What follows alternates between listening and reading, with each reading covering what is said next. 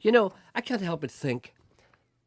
Hello? Yes, no, I'm waiting. I can't help but. Sorry, Yes. okay. Just waiting for you to hear what you had. Just waiting to hear That's what all right, you no, had. it's okay. I can't help but think that whilst the world around us, our immediate vicinity, are concerned about the mundane things. Well, not mundane, but, workaday things like, whether or not the people are going to get their money out of the Ulster Bank hole in the wall, that kind of thing, whether or not the peace process is holding. What do we concern ourselves in this programme with? I'm really concerned about the fact, is it true that Van Morrison was denied admission to the Ulster Museum because he was wearing a hat to see the Leonardo da Vinci exhibition? Well, you asked that yesterday. Have you got any? I have an indication that this is true, but I have no official. I need to know the source. Would somebody please tell me if this is true? Apparently, you're not allowed in if you wear a hat, and apparently, allegedly, Van refused to remove his hat, and they wouldn't let him in. Can you see that happening? Can you see that happening? If you were a man at the door in the If there's a law, No, even if it was a rule. law. Sorry, a rule. Even if it was a rule. Yeah. Can you see that happening? Can Yeah. you see If it's a rule, you're not allowed to wear your hat, and Van Morrison comes along wearing a hat, you have to say, "Excuse me, but can you Mr. Morrison." Can you see yourself risking that amount of bad publicity? Yes. Oh, yes. I can see. Yes. You're like you would turn Paul McCartney and Bruce Springsteen off. A person said that the other day. You're the type of person who would have done that. There's a photograph in the paper the day of the fellow who did it, and he's baldy. Oh, I'm not. Well, you will be soon. Thank you. I've noticed a slight encroaching of baldness in your head. I see you trying to hide it. I want to ask you this now. Yes? I answer this honestly. I refuse to answer anything honestly on the grounds that it will impinge upon my career. Oh, no, it's good. No. I've never answered you honestly in my life. Why would I start now? Have you got What? in your house? Yes. Right. Have you got egg spoons? I don't know what an egg spoon is. Exactly. I've got teaspoons and Yes, you had teaspoons. tablespoons. Yes, of course you have. And dessert spoons, or whatever you I call don't have them. any dessert spoons. Well, no. maybe that's a tablespoon. Maybe it's another word for it. I don't know. Oh, Anyway. Right. Well, what is it? But years ago, I remember in Oh, I know. They're little things with little kind of holes in them. Not holes in them, but little holes in Stop your it. drawers. Not holes. Well, it may well be true, but that's a personal matter. A They're wee tiny spoon. There's and little they were- dents in them, little No. bumps in them. No. A little What tiny sort spoon. of spoon's that? I've never. No, that's A new one. decorative dessert spoon, perhaps. That's a new one. No, there was an egg spoon. Yes. And I remember we had when I was growing up. I think we may have had maybe two in our house. Mm-hmm. It used to be great getting the egg spoon to eat your egg with, obviously. But you never see them now. You don't know. No. Can we move on? Just Maybe perhaps I was people thinking out. about that this morning. I know. Maybe perhaps you should stop. Where would you go to buy half a dozen egg spoons? Well, maybe perhaps someone will ring and tell us, because there are probably people out there who are thinking the same thing. My God, they're thinking to themselves, where can I get an egg spoon at this time of night? Yeah. The number to ring if you want to contact this programme is 08459 555 678. The email address is jerry.anderson@bbc.co.uk, and the text messaging service is 81771. Do you think people are fed up with me giving that information every morning, or do you think it's vital? I think it's vital. I think it's vital. I thought about my egg spoon this morning when I was opening my kiwi fruit. What do you mean opening your kiwi fruit? You know, when I was halving my kiwi fruit. And You don't open a kiwi fruit. You don't open an orange, do you? Yeah, you do. No, you don't. You peel it. You don't peel a kiwi fruit. No, You well, open I it. do. You open it up. You open it up. Oh, It's an unfortunate choice of phrase. Yeah, but go it ahead. is. I thought about the egg spoon. I said, "God, an egg spoon would be happy. Would be the ideal buy for this," but we didn't have one. A kiwi spoon perhaps is what you need, and maybe perhaps someone out there would have such a thing, maybe imported from Hawaii. Dear Roy and Eamon, that's Roy Walker and Eamon Malley, nominations for the Wet Fish Indian list are now invited. Some suggestions below. Did we ask for that? What we asked for yesterday? No, we asked for people to supply us with words that are Indian and words that are not Indians. But this Is person... petticoat an Indian word? Petticoat, petticoat, petticoat. I don't know. I can't say off the top of my head. It doesn't seem to me to be... You mean subcontinent Indian? Is it? Yeah. Like bungalow, Punjabi? No. Punjana tea. Punjana. Punjana was made up. Did you know that? No, you told me that before. I never knew that. Ah, you see, the things we know. Boris, this person supplies me with names of people and wants to know if these people are Indians or not. Boris Johnson, is he an Indian? Indian. Absolutely. Boris Becker? Indian. You're very quick. Usain Bolt? I don't know. I think so, yes, but he's also Jamaican. I don't know. Jamaican? Don't know. Ant? or Deck? Ant is an Indian or isn't he? No, neither. Ant is an Indian, but Neither. Deck isn't. No, neither. No, Ant. No, I would agree with you. Neither of them. Peter Kay is an Indian, but Michael McIntyre is not. I would agree with that. Peter Kay is, but Michael McIntyre is annoying. No, definitely He not. is so annoying. So annoying. Angie is an Indian, our weather girl, but Frank isn't. Right, No. Mitchell? Yeah. Absolutely right. Yeah. Wendy is a middle-class Indian, but William Crawley tries hard to be William Crawley is just an honorary Indian. I would think so. That's a fact. An honorary Indian? And I think that's good. I think that's nice. Person says that you're a wannabe Indian, but you're not. Bono and Sting try hard to be Indians. No. But they will never, ever be. See, people try too hard to be like that. Mm-hmm. That's the problem. Oh, listen, I'm going to play another track. There's here. a wee call for you. Is there? There's me busy playing tracks. Hello, good morning. Hello. Yes, good morning. How are you? Hello. Very well, thank you. Just a second. A man rang me this morning at 25 minutes past 10. Right? Right. And I didn't understand a single word he said to me. Right? I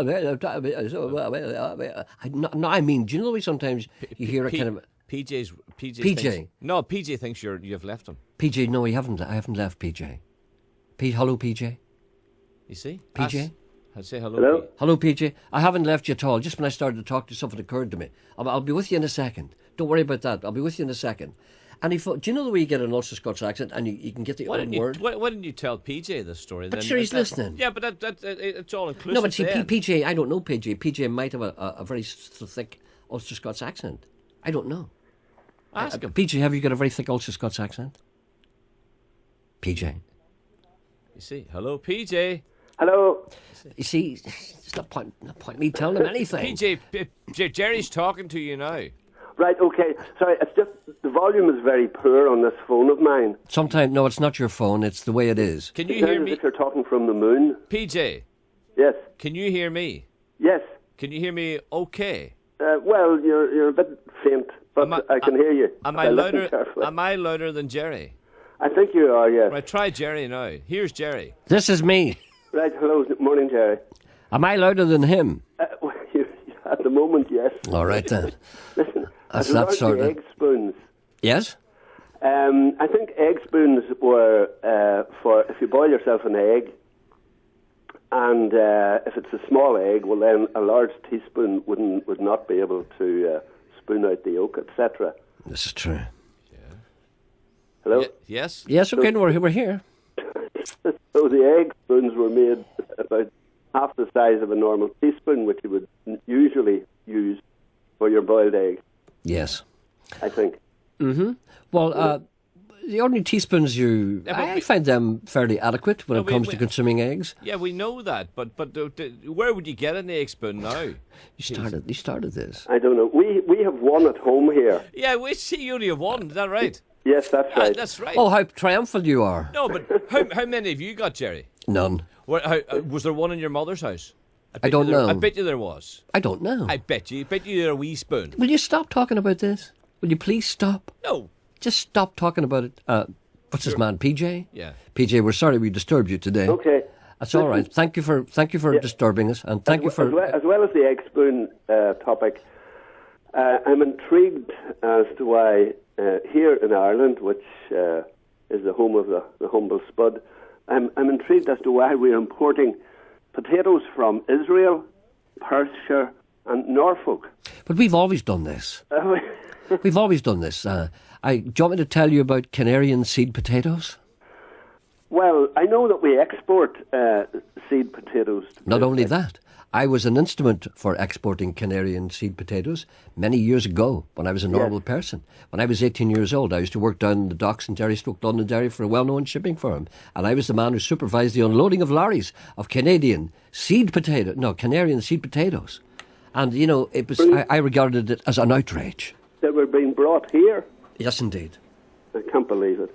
Oh, no, they were sent out. They No, were hold on a going minute. out? No, they were sent out to the Canaries. Oh, yes. No, they sent out and they grilled and then they brought them back. That was it. Sorry, it's been so long ago. Yeah. I've forgotten the actual Yeah. chronology. Well, about a fortnight ago, I bought a bag of potatoes. I looked and it said they were from Israel.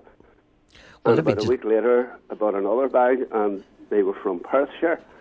and a few days later I bought a bag and they had come from Norfolk. I think it's an insult to the Irish people who are listening. Well, definitely. I bought some potatoes the other day, and from the packaging, it indicated that they were Spanish. And I went home and I ate them, and I said to myself, these are the best potatoes I've ever eaten. Spanish potatoes. So I'll tell you one thing. They may be coming from other places, but they're nicer than the old native spud. What did the spud ever do for us? It sent us all to America. Oh, don't say that. Sent us all to America. Okay, well, thank you for that wide-ranging discussion. Incidentally, sorry, another topic.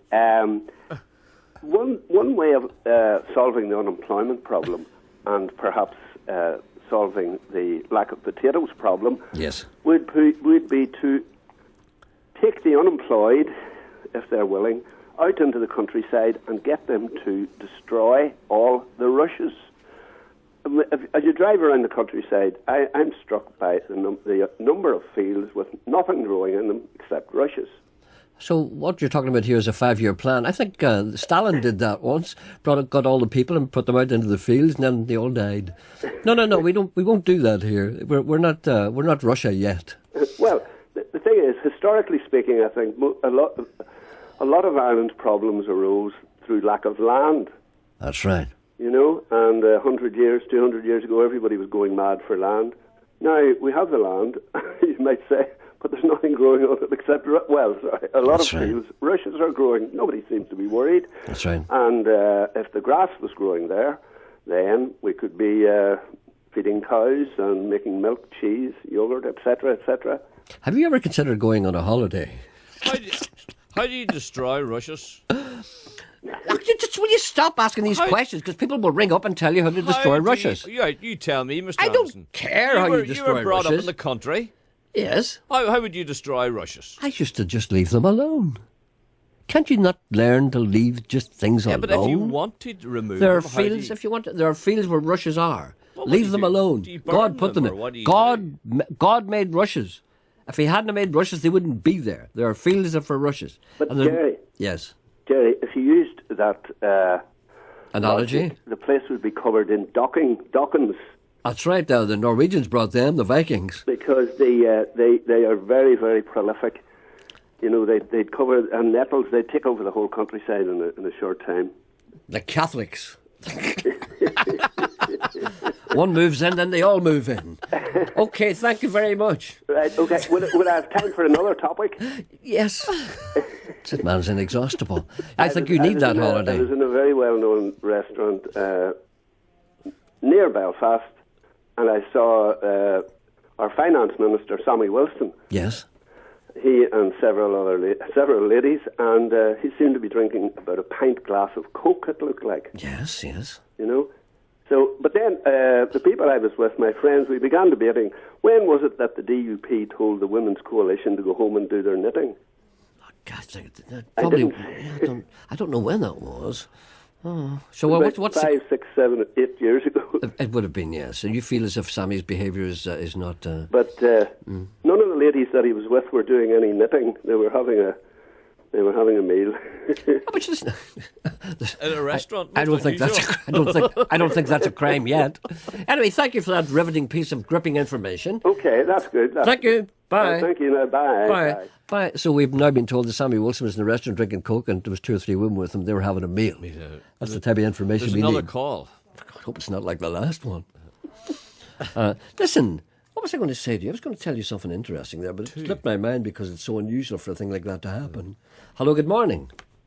Good morning. Good morning. How are you today? I'm alive, thanks be to God.